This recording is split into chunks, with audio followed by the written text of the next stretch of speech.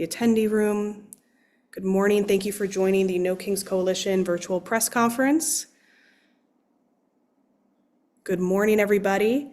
My name is Eunice Epstein Ortiz. I am part of the No Kings Coalition here, and today we're going to hear from leaders from across our movement ahead of Saturday, which will be expected to be the next record-breaking largest single-day nonviolent protest in American history. I'm first going to pass it over to Katie Bethel, the Executive Director of Move On. Thanks, Eunice. And welcome, everyone. It's an honor to be here with you all. I'm here representing the millions of Move On members who span all 50 states and every congressional district and are proud to come together with millions of others for No Kings on Saturday. Our members will be turning out peacefully in the streets because they believe in a better future for this country, and they can't sit by on the sidelines about what Trump and his administration are doing to our home. Let's be clear. The Trump administration has become a threat to the American people at every level. They are waging violence at home and abroad. They spent $25 billion and counting on a war that nobody wants and that Congress has not authorized. They spent billions sending masked ICE agents to terrorize our communities and kill people. And now they're sending these same rogue agents to airports across the country and instilling fear in travelers everywhere. Where's the money for people struggling to afford their rent, groceries, gas, or healthcare? Where is the money for the TSA workers who haven't received a paycheck in weeks? Here's the thing. The Trump administration made a terrible miscalculation that we would cower and capitulate in response to their chaos and cruelty, that we would put up with our healthcare getting slashed, with gas prices and utility bills going through the roof, while they shower billionaires in tax cuts. Americans are no fools. A president and a government that prioritized our safety and our futures would invest in our people. That's why millions of us are rising up from all walks of life, from rural communities to big cities at No Kings. And as we do so, we will send the loudest, clearest message yet that this country does not belong to kings, dictators, tyrants. It belongs to us. And together, we have the power to build the country we dream of. And now I'm pleased to introduce Naveed Shah, a U.S. Army veteran and the political director at Common Defense. Thanks, Katie. Good morning, everybody. My name is Naveed Shah. I'm the political director with Common Defense, and I'm honored to be here with you today. When I stood at the first No Kings rally, we were fighting to protect democracy at home and against federal agents and troops that were deployed on American streets, against a government that was manufacturing a crisis to justify using its power against its own people. Today, we're still fighting that same fight, but now that manufactured crisis has gone global. This illegal war with Iran is built on the same lies as the one with Iraq 20 years ago. I know because I lived it as an Army veteran who served in Iraq. Me and my friends know that our leaders lied to us into a war with no strategy and no end game. I swore an oath to this Constitution, not to a king, not to a politician, and I will not stay silent while we march down that same road into another forever war. Let me be clear about where we stand right now. 13 American service members have been killed, approximately 140 more have been wounded, and thousands across the Middle East have been killed, wounded, or displaced already, and this war is only 4 weeks old. There is no exit strategy, there is no plan for what comes next, and there are reports that boots on the ground are coming, which every veteran in this crowd knows means one thing: another quagmire in the Middle East with no end in sight. This war was not authorized by Congress, it was not even debated, and polling shows that you, the American people, do not want it. It's costing us more than $1 billion per day. The White House is now asking for $200 billion more. $200 billion. Let that sink in. That's Medicaid coverage for families where a diagnosis is away from bankruptcy.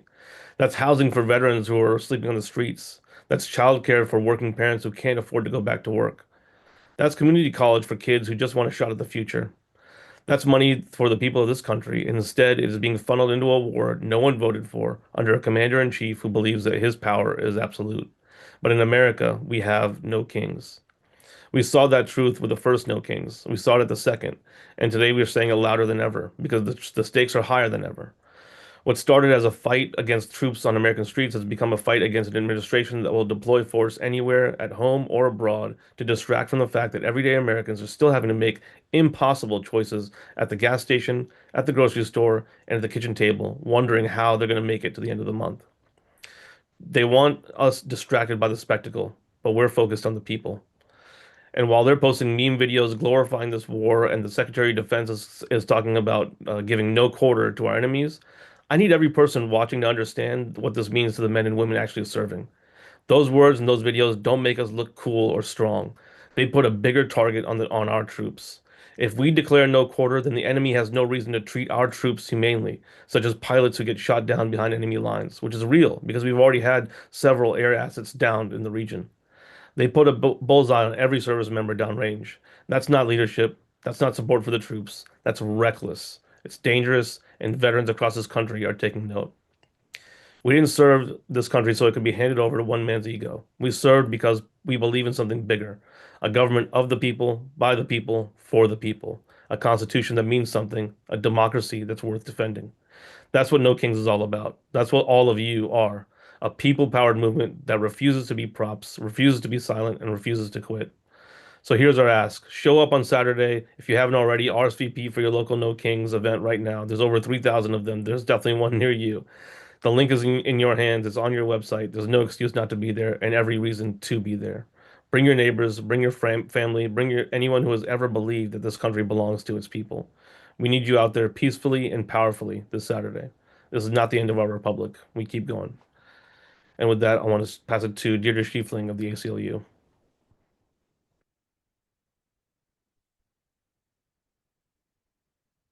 Thank you so much, Naveen. Hello, everyone. Thank you for joining us. I'm Deirdre Schiefling. I'm the Chief Political and Advocacy Officer for the ACLU. The ACLU is proud to stand with this coalition to bring the public together for the most patriotic and American thing we can do, peacefully and lawfully protesting to protect our democracy and our rights. The best way to protect our freedom is to act free. We do not recognize a country where masked, unidentified men violently kidnap people off the street, where ICE agents shoot and kill peaceful protesters with impunity, where the president bombs other countries with no authorization and acts as if Congress is a nice to have, not a must have branch of government. I don't recognize it, and the unprecedented scale of protest we will see on Saturday demonstrates that the American people don't recognize it either, and we do not accept it. We are fed up. We are fed up with the president using ICE as his personal police force for furthering his political agenda. We are fed up with the violent and inhumane treatment of our immigrant neighbors. Fed up with the president trying to do away with birthright citizenship. Fed up with this president's repeated abuses of power to punish and silence anyone who disagrees with him. Fed up with attacks on our voting rights. Fed up with our own government being weaponized against us. A democracy is ruled by the demos, the people. We elect our representatives to represent us, not to rule over us.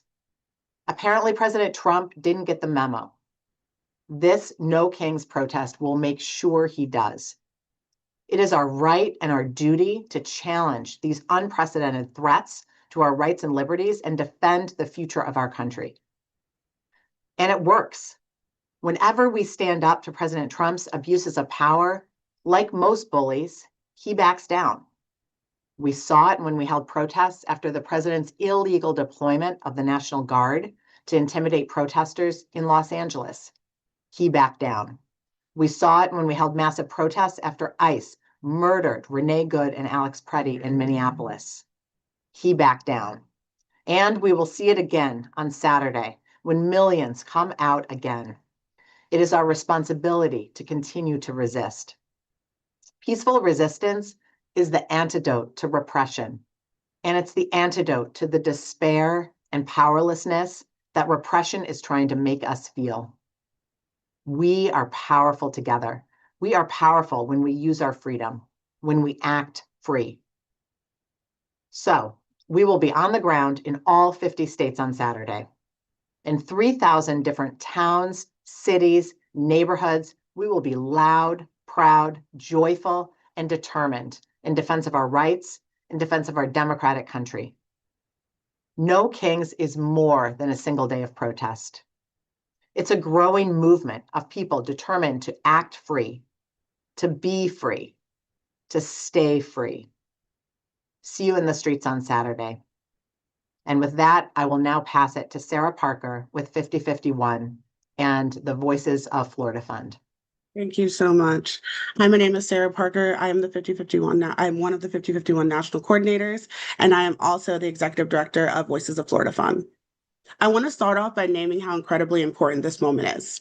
Since the last No Kings, we're seeing higher gas prices and groceries, all while there's an illegal war in Iran. We've also seen our neighbors executed, American citizens executed, and our children carrying the burden of owning their own power and walking out of school in defiance.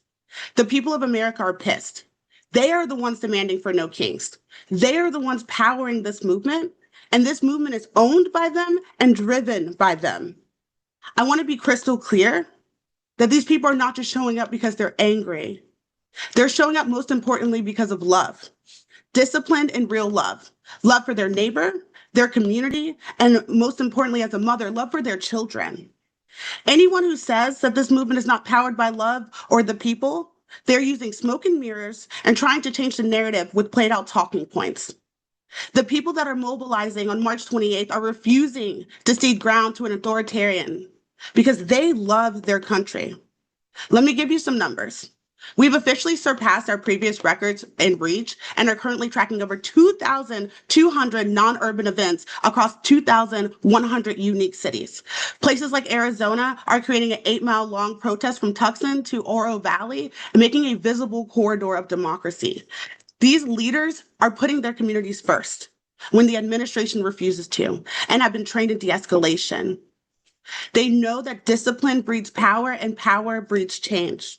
They have been working around the clock to create a safe, nonviolent, and disciplined event. March 28th, we will once again take the streets by the millions and demand No Kings in America and demand a free and fair democracy. And most importantly, demand the American dream that we were all promised. Thank you so much. Next up, I'm going to go ahead and introduce Lisa Gilbert from Public Citizen. Thanks so much for those inspiring words, Sarah, and that introduction, and welcome everyone. Before I jump in, I just want to encourage anyone with us today who has questions to stick them in the Q&A box. We will try to get to them when we are done. So as Sarah said, I'm Lisa Gilbert. I'm co-president of Public Citizen. Public Citizen's mission on behalf of our million-plus members is to fight corporate power and preserve our democracy. And I couldn't be more excited than being here today with all of these incredible speakers talking about the critical inflection point that is coming at us this weekend. This is our chance to say no to the lawlessness, to the cruelty that is being perpetrated by our very own wannabe dictator, Donald Trump. It's our chance to say no to a president that has been consistently abusing his power. He's sending masked agents into our streets and now our airports. He is terrorizing our communities and he's detaining people without warrants. He's threatening to overtake our elections and trying to make voting more difficult and rigging electoral maps to try and silence dissent. He's spending billions of our tax dollars on missile strikes abroad in support of an illegal and unauthorized war. And he has just taken overall lawlessness to a new level, from political prosecutions embarked upon by his clearly non-independent DOJ, to the arrest of a sitting member of Congress just for performing her oversight role, to the militarization of all of our cities without cause, to court defiance, to attacks on sitting judges, the media, universities, nonprofits. Unfortunately, this list is kind of endless. And this is all, of course, in addition to the blatant corruption that we have seen as we've watched Trump and his family cash in on the presidency, adding billions to their own wealth. But No Kings is about the fight, and we are fighting back. The Trump regime, what they want to do is intimidate opponents. They want to chill dissent. They want to silence us. They want us to be scared and isolated. But we are instead joining together in overwhelming numbers to speak out against authoritarianism and these abuses of power. You know, as others have said, we are seeing staggering numbers of No Kings events across the country. But particularly notable and worth mentioning are the many, many rallies planned in red states and the massive surges of RSVPs in suburban areas.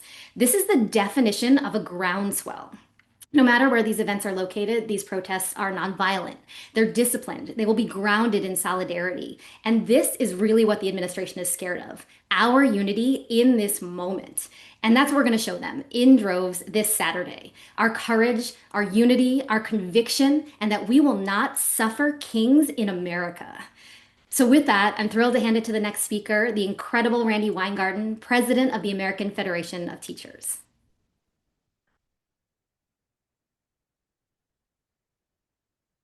Unmute. Thank you, Lisa, so much. And, you know, there's something about going close to last because you can just say ditto, ditto, ditto to everything everybody has said. Let me just start by this. Very early on, when No King started, people said, this is a democracy. What are you talking about? We don't have a king. Donald Trump was elected as president. The Congress was elected. But look what is happening. Every single time the people are saying, this is what we need. What is happening with this administration? One of our speakers said it already. $1 billion a day for this war. And yet we couldn't find the money for the Obamacare tax credits. Then now we're seeing a huge increase in premium payments that people have had to pay. We couldn't find the money for Medicaid that is closing rural hospitals all over America. We couldn't find the money for SNAP when people were having parties at Mar-a-Lago. The people are saying we need to find a way to support ourselves. We don't want a war that's costing billions of dollars. We don't want a war that is increasing the cost of gas. We don't want a debate that is actually making the lines of TSA, like the line I had this morning, hours long. People in America are saying, you have been elected to help us and our families have a better life, not to help the billionaires, not to create robots as teachers, not to just create ways that you and your family get rich, Donald Trump. And that's why more and more people see him as a king, as opposed to someone who is listening to the people of America saying simply, I need a better life for myself and my families. You were elected to do that. And so what No Kings is about, and you hear it, it doesn't matter whether we're fighting against or for voting rights or fighting for immigrant rights or fighting for our neighbors or fighting to make sure that we can make ends meet for our kids and our families. We're saying that we, the people, make that decision in a democracy, not a king, not a monarch, not a crown, not a throne that is making these decisions for us without even listening to us. That is the essence of how this movement operates. Cross coalition, cross faith, cross race, cross geography, cross demography, because we're sending a message that says it's the people in America that make decisions about America. That's what a democracy is. And it's the people of America who want dignity and respect and economic security. So my members, educators and nurses across the country, are going to be out there everywhere on Saturday. And we're asking every one of you, If you care about this country, if you care about immigrants, if you care about our neighbors, if you care about strangers, if you care about kids, if you care about vets, if you care about our military, if you care about voting, if you care about the future, join us on Saturday to say, we the people want a government that befits freedom and opportunity and fairness. That's why we're calling for no kings and no thrones and no crowns. Thank you. And I'm going to pass it to a colleague, dear colleague of mine forever, Reverend Al Sharpton.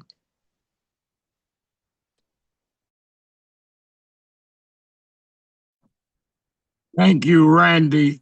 And let me say, as president of the National Action Network, we as a civil rights organization will be out in force with our chapters and affiliates all over the country because the threat to any of us is a threat to all of us. The civil rights movement, of which I grew up, had to fight to get voting rights. Women had to fight to get the right to vote. The irony is that this president, who wants to be treated as a king, wants to celebrate the 250th anniversary of the country on July 4th. Well, on July 4th, some of us, in July 4th, 1776, some of us were slaves. Women couldn't vote. Women got the right to vote because we fought, because we marched. Blacks got the right to vote. Bloodshed, interracial bloodshed. Goodman, Cheney, and Swerner, two Jews and a black, died to protect our right to vote. The sitting president, the wannabe king, is saying that he will not sign legislation unless you pass a bill that would in many ways impede that right to vote. So it is not just some abstract protest. It is a movement that has seen numbers across racial lines and economic lines. We may not all agree on some issues, but we all agree that if we do not protect the right to vote and protect democracy, it doesn't matter where we disagree. We will all be muted and ineffective. So I want you to know National Action Network will be out there. We have other civil rights groups joining, unions, and just regular people. Because if we don't protect our rights, we will not even have the capacity to debate whatever it is we may agree or disagree with. I'm on the road right now going to do a eulogy at another police victim's case. But I want police to march with us because it's not about what we are against, it's about what we are for. And we are for the right to express ourselves, even if we don't agree with each other on a particular issue. So Saturday is imperative. It is mandatory. One day your children will ask, where were you when a man tried to become king, when so many gave their lives, shed blood, and gave their income up to give this democracy to where it is. And now it is under serious threat. We are sitting in a nation that is saying we want $200 billion to deal with Iran. We want to do change of the hierarchy and the government in Venezuela while they are really trying to change government in the United States. Some of us are saying we cannot do that. We cannot allow that. You can finance wars around the world to change for regime change, but you will not have regime change in the United States. And that's why by the millions, we're all going to be out on Saturday. So I urge you to do it. I urge you in the name of those civil rights leaders that before me that paved the way, and I'm standing and marching for them. But you that come from different silos, different traditions, all of us are going to come together and stand together on Saturday and say no king. Not now, not on our watch. Now I'm proud to bring you Edwin Torres de Santiago from the Minneapolis Immigrant Defense Fund. Let us hear Edwin. Thank you so much, Reverend Al Sharpton. Good morning, everyone.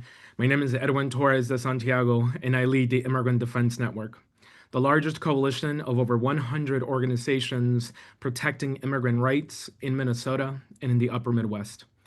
Right now, across Minnesota and across this country, immigrant families are living in fear that something as simple as going to work or taking their children to school could separate them from their loved ones.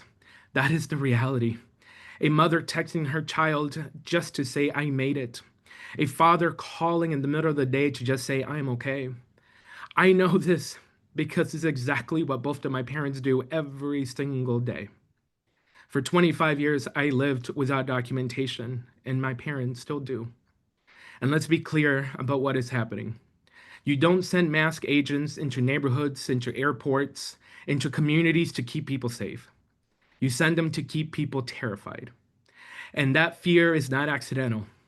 It is part of our larger escalation, and we're already seeing the consequences. We've seen the consequences. Keith Porter Jr., Renee Good, Alex Preddy, Dr. Linda Davis, Ruben Ray Martinez, and dozens of others that have been killed by this administration's escalation. And let's not forget the 40 deaths inside detention centers since this administration has taken office. Silence and inactions are not an option anymore. In Minnesota, when tragedy struck, our communities did not disappear. We showed up. They showed up. They protected each other. We protected each other. We marched by the thousands. And through that, the Immigrant Defense Network has grown into something powerful.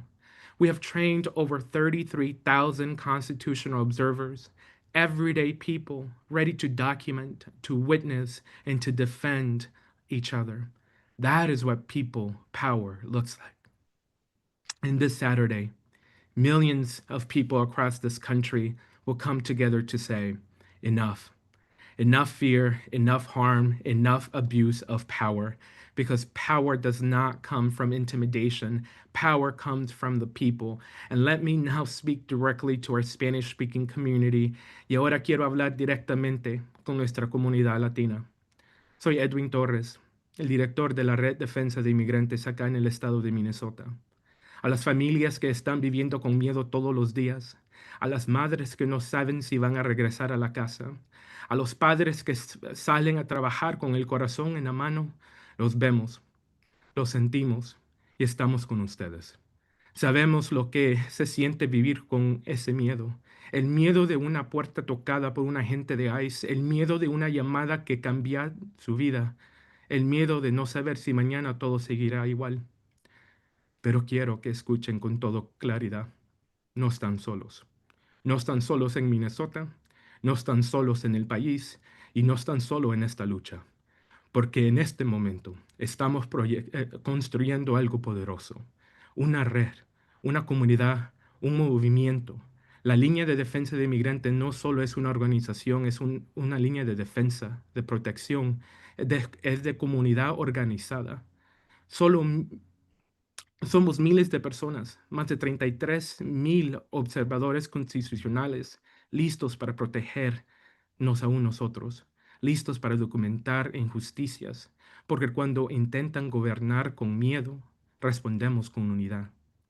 Este sábado millones de personas van a salir a las calles, no con violencia, sino con dignidad, con fuerza, con el poder de saber que estamos juntos. No hay fuerza más grande que nosotros.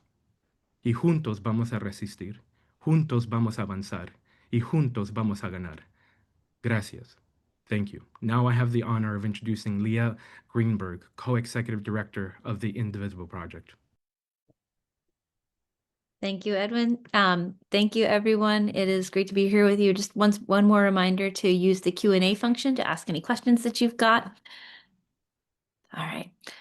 From illegal wars to masked and violent agents in our streets to driving up costs for everyday families, this administration's actions are angering not just Democratic voters or folks in big blue city centers. They are crossing a line for people in red and rural areas in the suburbs all over the country. The defining story of this Saturday's mobilization is not just how many people are protesting, but where they are protesting.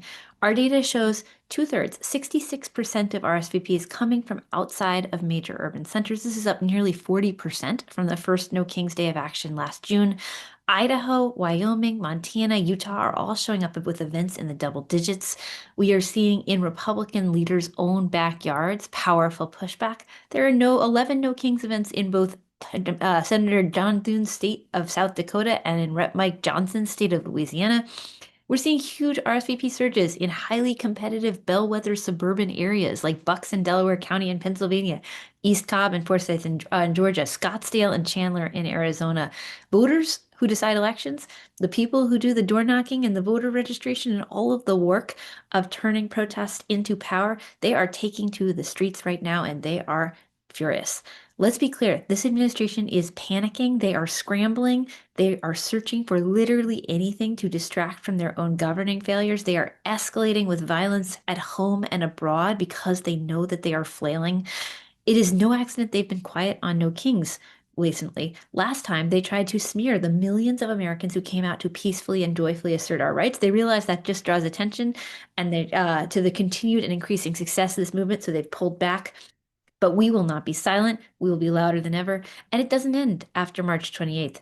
Our third No Kings Day of Action will happen on Saturday, and Trump will still be in the White House. This illegal and unconstitutional war will still be going on. This administration's secret police force will still be terrorizing communities. That is why we see No Kings as not only a powerful day of defiance, but an organizing catalyst to support local organizing everywhere. The people who come out on these days, they get asked to show up on an ongoing basis for ICE Watch, for mutual aid, for defense and support of immigrant communities, for advocacy against this illegal and catastrophic war, for voter registration and all of the work of building power locally. We will continue organizing with them for what comes next. And now I think we will take questions. Absolutely. So we're going to ask a few questions again. If you haven't yet, you want to ask a question, we will try to get to most of them. There are many questions here, but please feel free to drop those in the Q&A function. The first question for all panelists, and if you are able, please come off camera if you can answer these questions. How are you enacting change outside of the one day of protests? And are there any concrete progress examples you can give, big or small? Why do organizers say this moment is different from past protests? So how are you enacting changes outside of the one day of protests, and how is this different from past protests? So who wants to take that? Leah, do you want to go ahead? Absolutely. Well, one thing that we think is really important is continuing to emphasize that this is one tactic in a sea of mass defiance that is taking place around the country, and it helps to both build on and fuel so many other approaches. And so we're working with local hosts, people who are organizations, groups, regular people who just got their protests together and are maybe figuring out what's next, to build out plans for how do you keep people engaged after No King. So we'll be talking and pre-planning with the folks who are organizing these all over the country to make sure that these are not only big moments, but also recruitment and absorption events. That, the person who comes to the 50 or 200 person protest in a small town, they get signed up by somebody on a clipboard and they go to a meeting next week and they get trained up and they start to organize in their communities. That's going to look different in different places. It's going to look different based on your local priorities, based on who's leading the charge wherever you are. This isn't intended to be about one organization or one approach, but it is intended to move as many people as possible into ongoing, sustained, in real life activism on their home turf that starts to build and change power in this country. Anyone else? Oh, if I can add one additional thing, that's an approach that No Kings has put into action ourselves. Immediately after Alex Preddy's killing in Minnesota, we did a mass ICE Watch training that reached about 200,000 people in order to continue to make sure that the lessons and the stories of Minnesota were being heard on a national level, and to encourage people to step into ongoing organized local activism wherever they are. So we are going to continue to use No Kings as a vehicle to support local organizing as well as to drive these big national days of action. I would just also just add in, this is Deirdre from the ACLU. One of the ways that people can take action in their own communities is by using the power that we have at the state and municipal level. So governors, state legislatures, mayors, city councils all have a role to play in protecting people's rights in their community. So wherever you live, we are affiliates, ACLU, along with lots of members from the community, have been working together to pass what we are calling firewalls for freedom. These are laws on the books that protect people's rights. Things like privacy rights, things like due process for immigrants in the community, protections for reproductive rights, protections for voting rights. Whatever kinds of rights this administration is threatening, there are ways to protect rights and slow down the attacks at the state and local level. So we really encourage folks to do that wherever you live. And No Kings is a big piece of that. Sarah? Yeah, I want to answer what's different between this moment. The last No Kings, this was right before Alex Preddy was executed in broad daylight. Renee Good was executed. It was right before we have TSA at airports. It is right before the fact that we were supposed to have lower grocery prices, I guess, a year ago, and now our grocery prices are higher. People can't even afford to get gas to take their kids to daycare. They can't afford to feed their children. Every single time we have a new No Kings, there's something else happening. It is consistent. We're going down a slippery slope into authoritarianism. So yes, this moment is different. Our neighbors are being executed. This moment is different. We have ICE at airports. This moment is different because there's an illegal war in Iran. This moment is completely different. We are saying No Kings in America for a reason. Thank you so much. We've had a few questions on where our events, a couple different questions came in, like where are they, the red states, or are they in battleground states? Almost 50% of No Kings events are in either a red state or a battleground area for this year. That's significant. And I know, Lisa, if you want to come in here and add to that. Yeah, so the stat is impressive. It's meaningful. I think it also just speaks to the universal appeal of what we're trying to accomplish here. This is not a partisan issue. It's actually the most patriotic thing you can do. To stand up and stand together and say that there aren't kings in America is not controversial. We're a democracy. People believe that. And as they've seen what it looks like to be in a nation that's tilting towards authoritarianism, they don't like it. And so what we're seeing at this No Kings is an escalation of what we saw at the prior and the prior before that. More and more people are understanding that this is unacceptable, and no matter where they live, they're choosing to protest for the first time and be together. So, these numbers are amazing, and we expect them to grow as we continue to do this. Want to get to another question. Many observers have noted that the majority of No Kings participants are over the age of 50. How many No Kings demonstrations are happening at college campuses? And I want to give it to Sarah Parker from 5051, and then if anybody else wants to. Yeah, as a 33-year-old leader in this movement, I take high offense to that. This is a wildly overblown statement that I'm hearing often, and I want to be clear. We have students in college campuses and universities participating in every state. At 5051, the average organizer is in their 30s. And whether you're 17 or 70 or 85, we are all sharing the same concern. We are pissed about our government. We are upset at the administration. We are upset our neighbors are being executed. We are upset we cannot afford groceries. And we are upset that we're spending billions of dollars on an illegal war. And we are pissed that ICE agents are infiltrating our community. We are trying to save our democracy. As a 33-year-old, when I said the Pledge of Allegiance, and I've said this sign multiple times, I was told about the American dream. So there are other 33-year-olds that are fighting for that American dream that was promised to us. Anyone else want to get in on this? I want to go to another question here about ICE being present at rallies. It's a very real situation we live in our current state of affairs, that ICE has infiltrated our communities around the country. And I want to give this to Deirdre from ACLU. What has No Kings been doing to prepare for possible interactions with? Yeah, thank you. So we have been running massive Know Your Rights trainings for folks in advance of each of these No Kings events. And we just did another one a couple days ago, which had tens of thousands of people on it, to really prepare people to feel confident both about their right to protest, which is their constitutional right to peacefully protest, and their rights when they're interacting with ICE. There is a whole series on the ACLU website about this, Know Your Rights, when interacting with ICE. And I will just say something that other speakers have said, which is deploying ICE is an intimidation tactic. That is the purpose of it. This president is trying to use ICE as his own personal enforcement force to intimidate us. We are not going to be intimidated. We are not going to be intimidated. We are going to be safe. We are going to be peaceful. We are going to be free. So yes, know your rights, and also we will not be scared off by this tactic.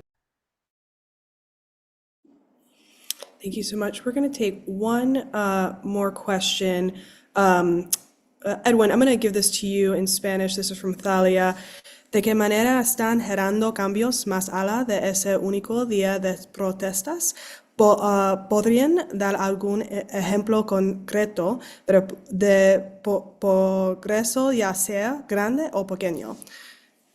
No, gracias y gracias, Talia, por esa pregunta. Acá en el estado de Minnesota hemos entrenado más de 33,000 de nuestros vecinos para que sean observadores constitucionales. Hemos hecho una línea de defensa que estamos organizando cada día. Es por el trabajo que hemos hecho con docenas de organizaciones en Minnesota que no tenemos a Gregory Bovino y no tenemos a la secretaria Cristino. La violencia que hemos visto en las manos de la gente de ICE ha sido mucho y hemos perdido vidas acá en Minnesota. Entonces, nosotros esta marcha el sábado es para decir que ya estamos hartos de lo que está pasando en nuestras comunidades. Y estamos organizando y estamos haciendo todo lo posible para organizar nuestra comunidad y avanzar adelante. Thank you so much, Edwin. Thank you, everyone, for joining today's press conference with the leaders of the No Kings Coalition.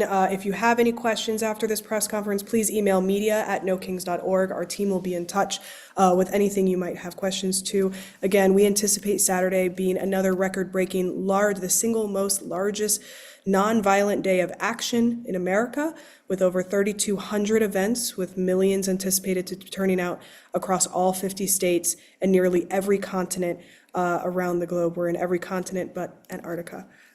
So with that, we're going to close out. Thank you so much.